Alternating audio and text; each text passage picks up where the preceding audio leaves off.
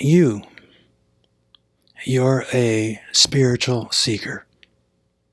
Your primary goal is to raise consciousness, to realize your true potential, to discover and fulfill your purpose for being on the earth at this time. You're starting to realize that you're being held back because of incomplete work on the emotional level. You now see that until you resolve emotional, feeling-based issues, you will not progress on your spiritual path. A basic mistake we make on the path to higher consciousness is to bypass emotional work, or to think that we can just resolve negativity by bombarding it with positive visualizations or feelings such as love. But this is not enough. Until we learn how to directly clear negative suppressed feelings and emotions, we will be limited in our spiritual growth. We often don't fully realize that we are harboring subconscious negative energies inside. This negativity has accumulated from past experiences, even extending back into previous existences. It's our karma in Eastern terms.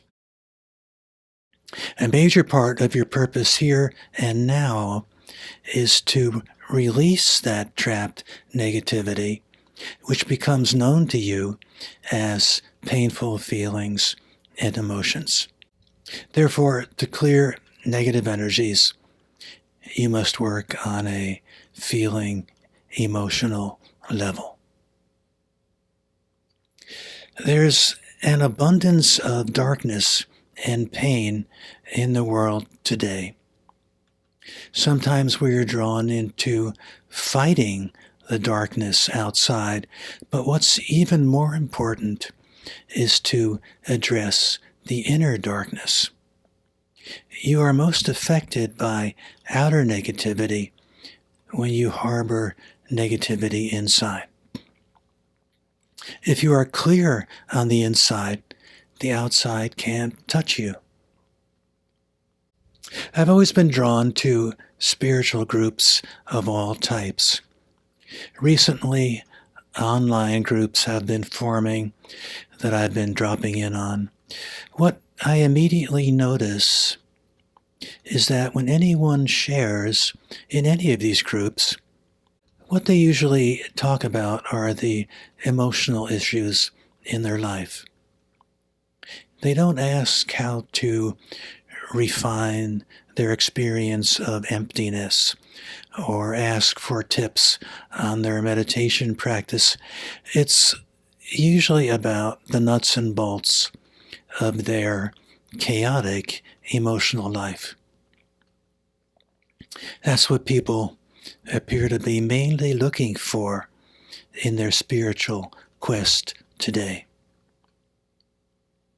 It's about the intense loneliness I'm feeling, or that I'm still plagued by memories of being abandoned by my parents when I was a child, or that my partner in life is hurting me more than loving me, or that I have tremendous anger with my children, or that I just can't get past this sense of failure. As I've listened to all these people struggling with their painful stories, I'm always touched, but at the same time frustrated. I want to shout out to them, yes, I hear you, and I know what you need. There's trapped negativity inside that's responsible for your painful experiences, and it can be released by combining appropriate spiritual principles with psychological insights. I know of a method that is exactly what you're looking for, which will enlighten you about the emotions and teach you how to incorporate feelings work into your spiritual practice so you can release negativity instead of being overwhelmed by it.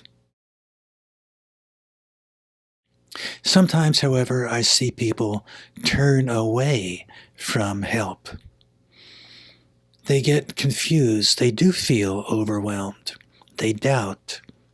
They think that they just have no hope. But that's the inner blocking making itself known.